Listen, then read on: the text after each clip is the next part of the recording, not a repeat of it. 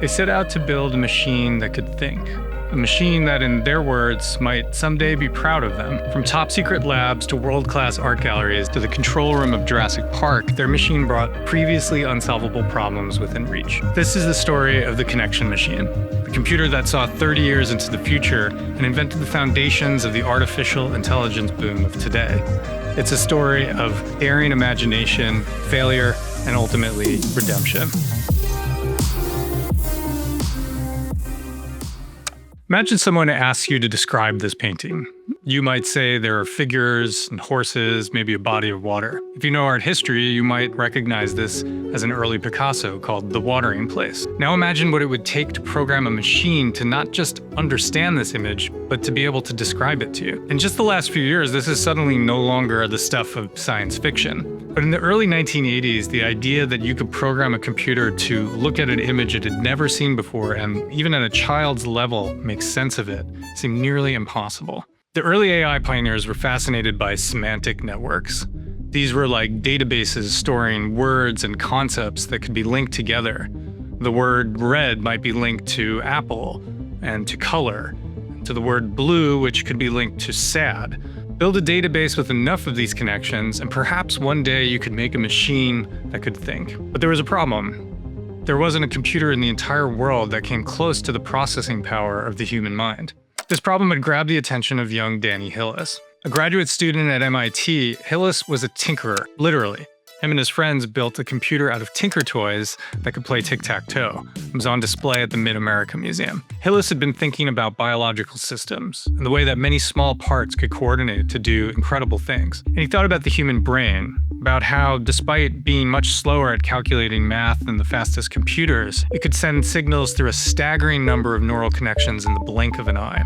Microprocessors were becoming smaller and less expensive every day, and Hillis thought that if you could wire enough of them together, you might be able to create a digital mind, one much better suited at solving the kind of problems that artificial intelligence researchers were interested in, like semantic webs and image understanding. You might be thinking, so what? Well, as natural as this idea seems today, in the 1980s, in Hillis's own words, it was about as popular as studying ESP. Richard Feynman, the Nobel laureate physicist, called it the dopiest thing he'd ever heard of. At the time, anyone serious in computer science was all in on the traditional von Neumann architecture. Basically, storage connected to a processor. The faster, the better. But while processors were getting faster and faster due to Moore's law, doubling in speed every 18 months, they were running up against some real physical limits. A traditional computer has been described like having a very smart scientist on the other side of the door, and you can send pieces of paper underneath the door to have them solve questions for you. But you're only able to slip them one piece of paper at a time. The other constraint is that, try as you might to have all the data you need on hand, sometimes the computer has to go off and fetch something on a disk, and that can take time.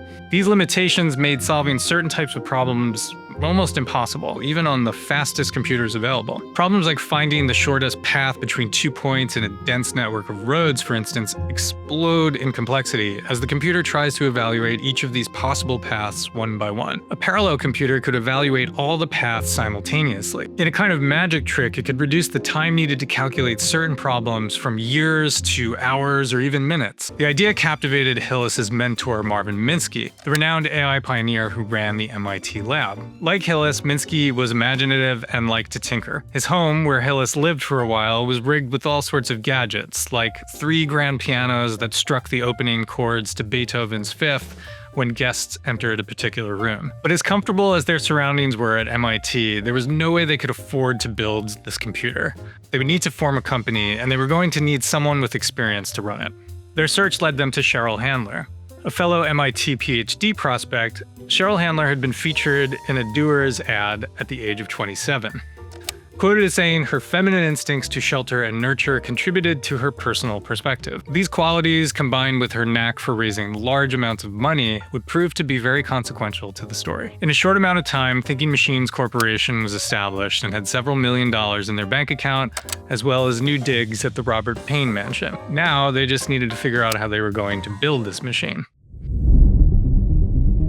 The uncomfortable truth about science, as Carl Sagan puts it in his book Pale Blue Dot, is that much of the scientific progress of the 20th century that we see as pure research is in fact the product of the nuclear arms race. Rockets that brought humans to the moon were also developed to deliver nuclear warheads to enemy nations. Handler had managed to secure a lucrative Defense Department deal, one that would turn out to be a double-edged sword. But beyond money, another important connection to the Manhattan Project would soon come into play. One of the central challenges of building a parallel supercomputer is, how do you connect all of these processors together? What kind of geometry should this system use? And how do you keep this wiring from becoming overwhelming? Thinking machines needed a designer.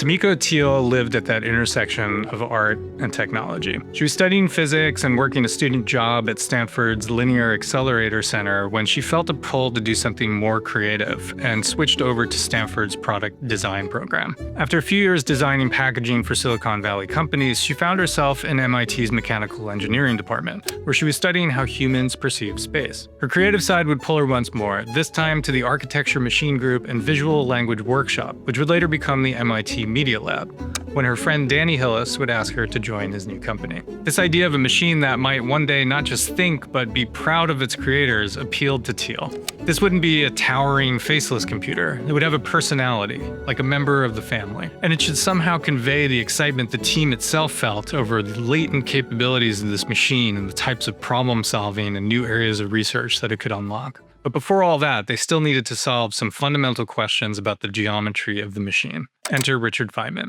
Prankster, puzzle solver, and brilliant physicist, Feynman had been a key figure at Los Alamos during the development of the bomb. His role was overseer of the computers, which were, in fact, just people solving math problems. Feynman's mathematical genius was deeply intertwined with his spatial reasoning skills and his ability to take complex problems and explain them in very simple terms. Like his famous diagrams that turned incomprehensible quantum physics equations into simple drawings of squiggly lines. Feynman's son Carl had worked for Hillis on his thesis project and was now part of the founding team at Thinking Machines. And despite initially calling the project the dopiest idea he'd ever heard of, Feynman, unpredictable as he was brilliant, had decided to come and work for them. Initially, they were unsure of how to utilize Feynman and asked him to come up with ways that this supercomputer might be applied to research problems. Feynman said that sounded like a bunch of baloney and asked for something real to do. So he was put in charge of buying office supplies and became a kind of overqualified handyman. Visiting investors and dignitaries would do a double take as they walked past the famous scientist painting walls. Thiel, meanwhile, had been making progress on the computer's design. They would group 16 processors to a chip, and then link 4,096 chips together into a 12-dimensional hypercube for a total of over 65,000 processors. But struggling with how to visualize such a structure, Thiel turned to Feynman for help. "Easy," said Feynman, who proceeded to draw the sequence from single chip to 2-dimensional to 3-dimensional to a 4-dimensional hypercube. From there, he said, it gets quite messy to draw. In a simplification of her own, after unfolding the hypercube, Thiel realized that she could symbolically represent this connection with a single link.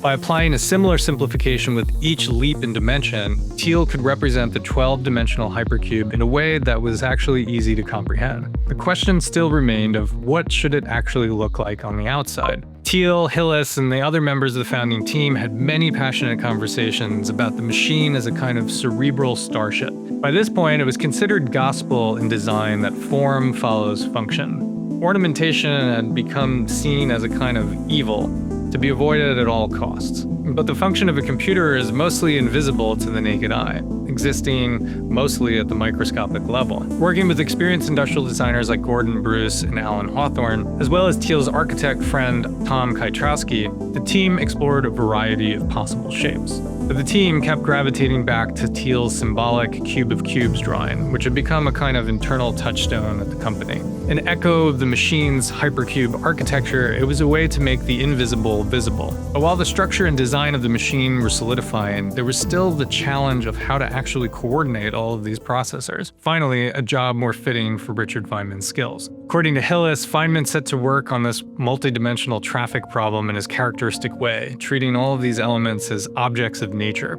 When he presented his solution in the summer of 1983, the computer scientists were baffled. Feynman had expressed the entire thing as a series of partial differential equations, completely foreign to those who thought of machines in terms of binary bits and logic gates. Their own conventional analysis of the machine said that they needed more buffers than Feynman's work had suggested. But later, when the chips turned out to be too big to manufacture, they had to take a gamble and go with Feynman's original suggestion. After reassembling everything, the machine worked. Feynman's math was right.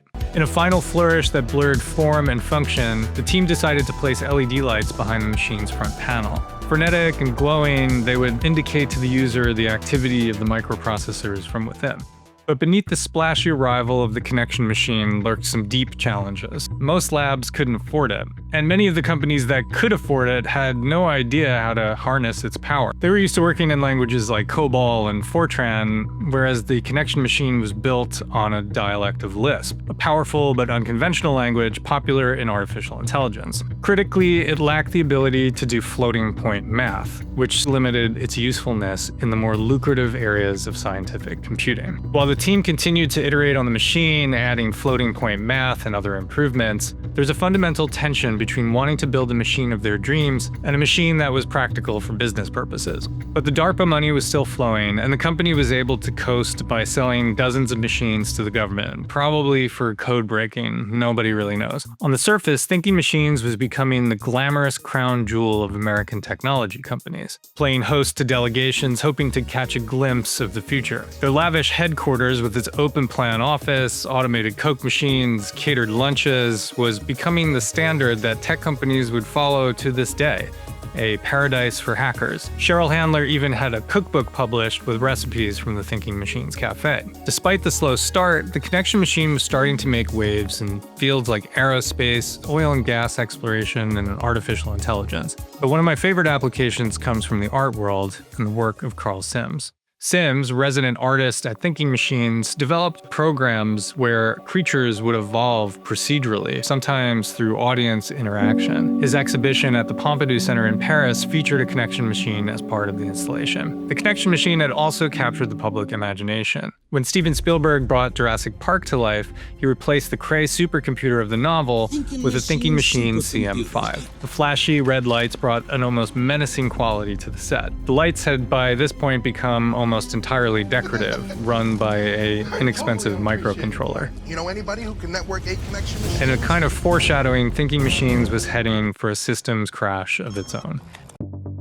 By the early 90s, Thinking Machines was riding an enormous wave of government funding into high-performance computing around grand challenge problems like climate science and the Human Genome Project. But right at that pivotal moment in time, a story emerged that highlighted the extent to which Thinking Machines was reliant on government funding, right when competitors were starting to develop parallel supercomputing solutions of their own. In the words of a later Inc. magazine story, an embarrassed Bush administration put an end to the Thinking Machines DARPA gravy train. Tensions grew between the true believers who wanted to keep the focus of the connection machine on research and those who wanted to pivot to more lucrative business applications for companies like Amex and Walmart who were interested in using the connection machine for things like data mining. And whatever edge that Thinking Machines may have had was being rapidly eroded by the arrival of cheaper and ever faster processors. In 1994, just a year after Jurassic Park, Thinking Machines declared bankruptcy. While the company reemerged as some kind of software consultancy, much of the core team had already left. Hillis went to work on other things, and Thiel had long since left for Germany to become an artist. The dream of a machine that thinks would lie dormant for decades, till being revived by a rather unlikely development.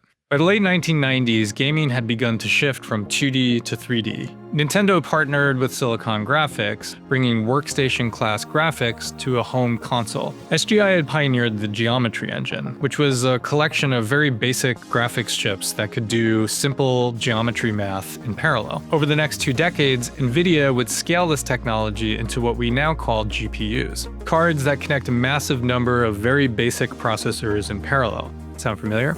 Over time, GPUs became more and more capable. Beyond just rendering pretty pictures, programmers could use the CUDA framework to do more generalizable programming. By piecing together off-the-shelf GPUs, researchers at places like Google were able to construct parallel supercomputers of their own, not unlike the connection machine of 20 years prior.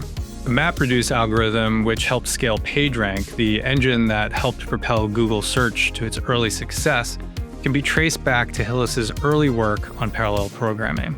And Hillis's work post-thinking machines on semantic networks lives on today in Google's knowledge graph. Articles have already been written that frame thinking machines' downfall as a story of corporate hubris, a victim of their own lavishness, a lack of focus. If the company was struggling to find product market fit, did the engineers really have time to be automating the Coke machines? But I can't escape the idea that it was their bold, playful imagination that made it all possible in the first place. In his memoirs, Feynman credits his lifelong love of puzzles and games with his ability to solve challenging problems. His doodles changed our understanding of physics. Computer graphics may have roots in war and commerce, but it was gaming that pushed GPUs to become faster and cheaper, to the point where they could form the basis of today's AI supercomputers, powering everything from ChatGPT to the search for a cure for cancer. Incredible things happen when people are given the time and space to play, to have fun, to explore.